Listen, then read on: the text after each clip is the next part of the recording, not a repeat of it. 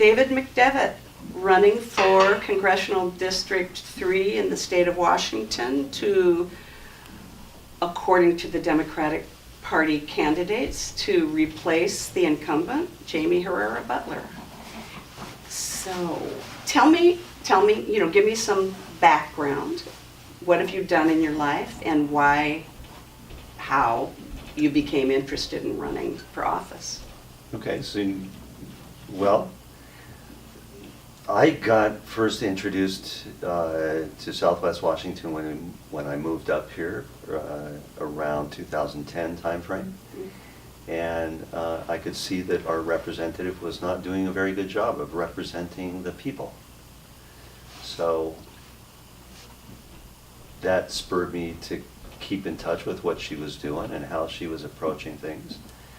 And so I over the years observed people hurting. And looking at my own skills and abilities and background, I looked at that and I said, look, I'm an attorney. I've got a financial planning background. I've been a small business owner. I know the problems that small business people go through. And I can hit the ground running if I can get into Congress, and I can make it possible to write draft bills. I can balance budgets, and I can make it more possible to achieve jobs for Main Street.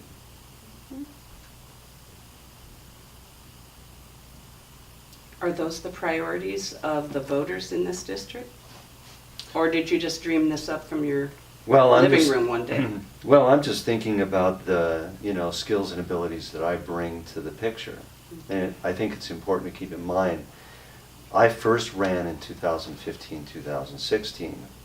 So I've been campaigning and talking to voters for the last 3 years. What are their priorities? The priorities that people are talking to me about are healthcare is number one. They're worried about their ability to afford it, and they're worried about their ability to receive the care that they need without having to declare bankruptcy or go broke in the process. They're telling me they're worried about their incomes, whether it's low-wage workers or whether it's senior citizens that are not getting an adequate Social Security benefit. And what they're telling me is that they're not getting enough of an income, enough of a fair shake to be able to make it work anymore. And in Clark County, our rents, and throughout the entirety of the district actually, our rents are going up skyrocketing high, and folks are being priced out of the places that they've made their home. And they're worried about that too. And they're also worried about our environment and climate change. And in Clark County, particularly relative and next door to Portland, Oregon, they're worried about transportation. So those are some of the issues. And you're holding a lot of town hall meetings, and I've heard you say, I've read on Facebook or different places that that transportation is a big issue for you. And did you name transportation in that list that you just? Yes. Oh, good. Yeah. Apparently I wasn't listening, sorry. Okay, good. Now, you are holding a lot of town halls, and I assume that's because one of the big complaints Democrats have against Jamie Herrera Butler is that she doesn't hold in-person live town hall meetings. How do I know? It occurred to me this morning as I watched the candidates come up and rush into having town halls all over the place. How do I know that any of the candidates that criticize Jamie Herrera Butler now will continue to hold town hall meetings? I guess I don't. It's just kind of because she started her 8 years or however many years it's been that she's been in office, saying she was going to be in touch with the people, and then somebody said something nasty to her or something, and she just decided not to meet with constituents anymore. How are you going to get your feelings hurt and quit holding town hall meetings? Well, let's go back just a step.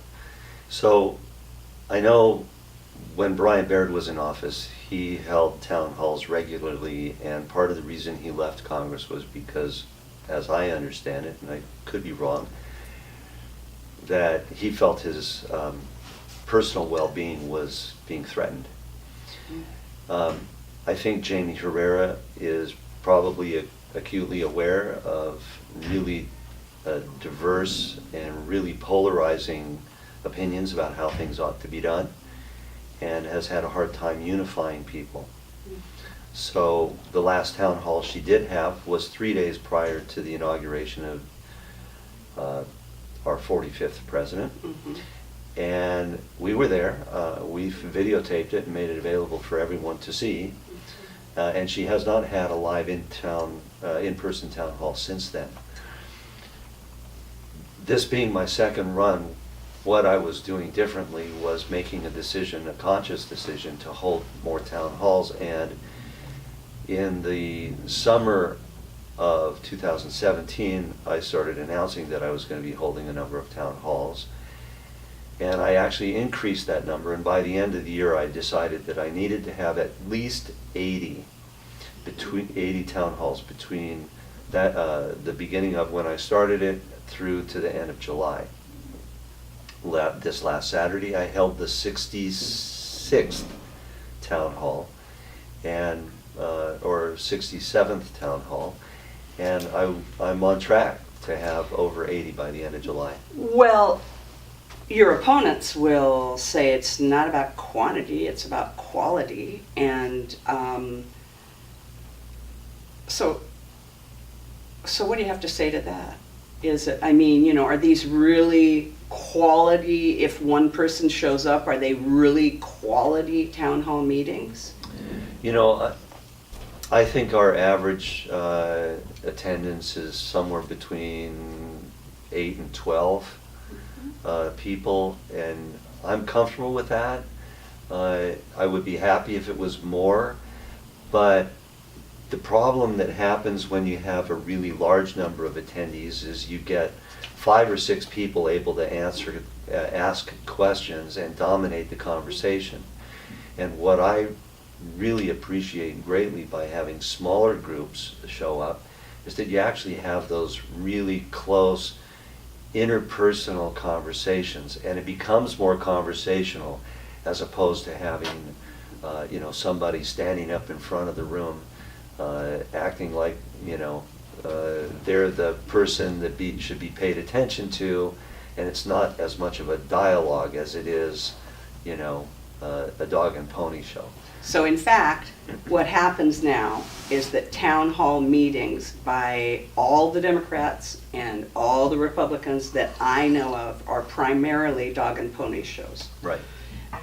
They are, not to insult people, I just mean, you know, because my passion in life is that people be heard.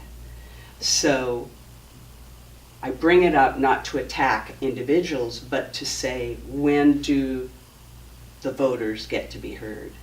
Or in your case, since you have so much competition in the primary, when do you get to be heard about what you want to do with what your voters are telling you?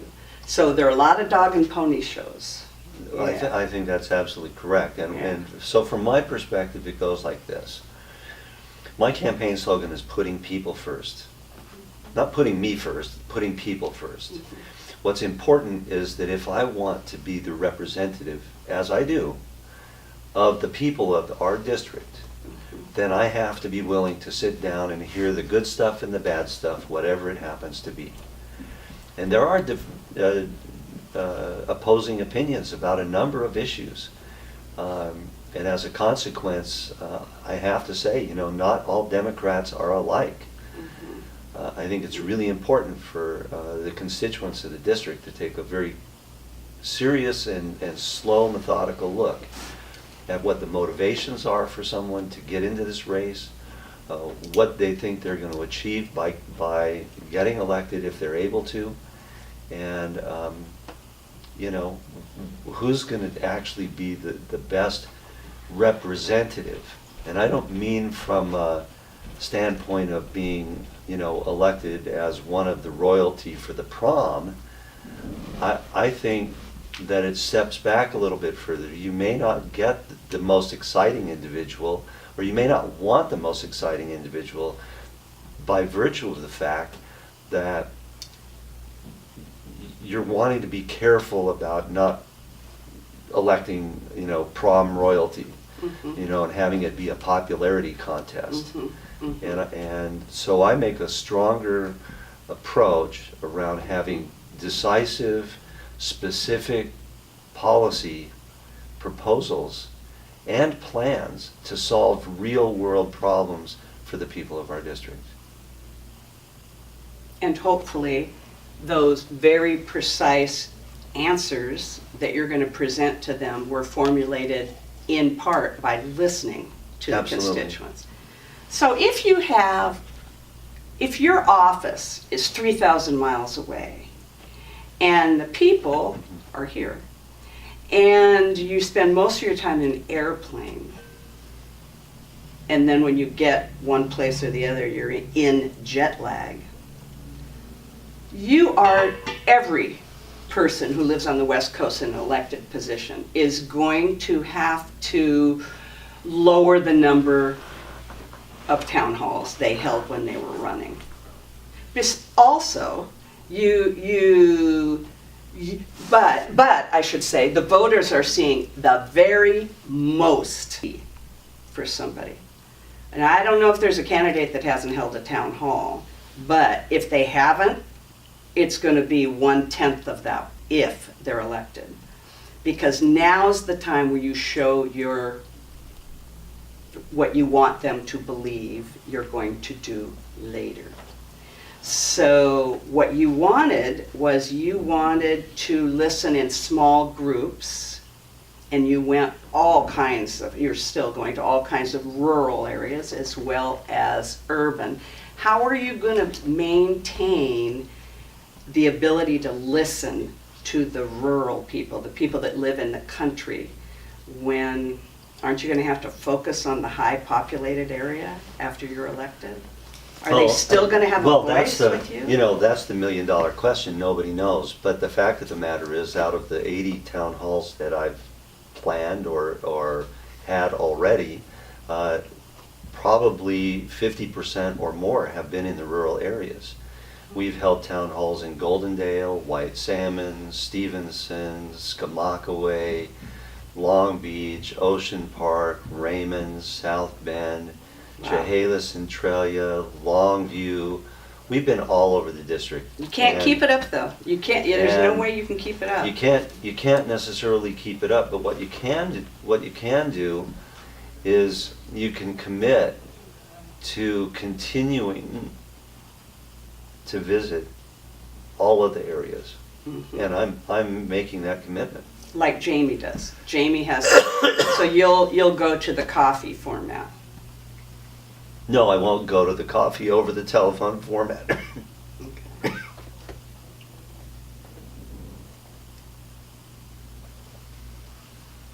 Speaking of rural areas, I guess let's talk about one of President Trump's real plus points was that he listened to people who are not necessarily positioned in. Do you need to take a break? No, I'm fine. I was just going to ignore you, but I remembered it was on video, so I should be It is. polite. Okay, no. Okay. Listening to the people who aren't just the elitists in the educational institutions or the corporations, or he listens to the people who live outside of the urban centers, and we are largely rural here. So I guess what kinds of things are you going to are rural? I can't say that again. I can't. Country-centric. It's a hard word. It's a hard word. Yeah. Hard word to pronounce. Yeah. So what have you got? What are you telling people that you are willing and able to do for them? Well, It's my Like, I belief. mean, I could give a It's- dang about the I-5 corridor. I So- could give a dang about tolls or whatever, because I live in country. Okay, so probably 80% of the district is rural geographically, but 65% of the voters live here in Clark County. Mhm. So we have to pay attention to the rural areas. I have. Every single county, now we have 7 counties plus a small fragment of Thurston County, 7 complete counties in our district. Every single county has different problems. And they're different rural kinds of problems. There's a theme, though, and the theme is economic justice and the ability to improve the economies in those areas. And we have opportunities that are real economic opportunities that could be approached. I have friends that have different opinions than I do, even Democrats. And I've been involved in the legal world in mediation practices. So I've always had the experience of being able to have a good conversation, a pleasant conversation, not necessarily to get to consensus. And the more people you put involved in a process, the less likely it is you're going to ever achieve consensus. But you still have to have a reasonable conversation where you can listen to each other and where you can at least develop some semblance of an understanding. And you know, that goes to the gun safety issue to a certain extent, right? There are a lot of people in our district that are absolutely hands down, I want to keep my guns and I don't want any kind of interference with that. And you know, I calmly say, well, listen, I'm an attorney. I stand for the Second Amendment. I've taken an oath to uphold it, and I've taken an oath to uphold the 2 decisions by Justices Antonin Scalia and Samuel Alito, making gun ownership an individual right and allowing for reasonable regulation. I think it's high time that we got together and worked together to come up with what reasonable regulations could be put in place and do it in a way that allows responsible gun owners to stay responsible, much in the same way that we keep our friends, our honest friends, honest by having locks on our front doors. So we need to come together and do that. Now, for all the possible solutions there are for that, I happen to favor some things that will need further discussion, like, you know, what exactly is an assault weapon? What's the definition of that? And what does it mean? But I favor banning assault weapons. Are you in favor of the Oregon lock, you know, trigger lock, or that guns should be locked up? I think the Oregon trigger lock is something to talk about. I think the Oregon law and Washington laws that prohibit possession of firearms by domestic violence abusers needs to be in place. Whether they're temporary confiscations or whether they're permanent. Silencers? What do you think? Silencers, I have absolutely no reason to believe why anybody should ever have a silencer. Okay. What else? What else is out there? Well, I have gone on too long about town halls, and we ran into some of your substantive time. However, I would love to interview you again. I know that Dorothy Gasquet will be, we wanted to follow up because we just positions. So if we're able to do it again, I will get off town halls. But it's just, if you stop anyone on the street out there, why do you want to get rid of this person who's our representative? She's pretty moderate, you know, and that's the first thing they say. So I think it's right up at the top of people's, you know, and you obviously made a big commitment to that. Absolutely. So, if people go to righttobeheard.org and look under 2018 elections, they will see all the candidates who are running for the 3rd district. and your contact information, your telephone, your Facebook, your website. But what is your website off the top? If you can. Well, Okay. I have two, but the Okay. but the one we're using now is Vote McDevitt. Okay, So Vote McDevitt, McDevitt. good. I'm glad you spelled .com. it. Good deal. And if you can't find that and you want everybody else's, get involved. Yeah, thank There you you go. so much. Thank David. you. Really, really Awesome. appreciate it. Okay. You thanks. bet.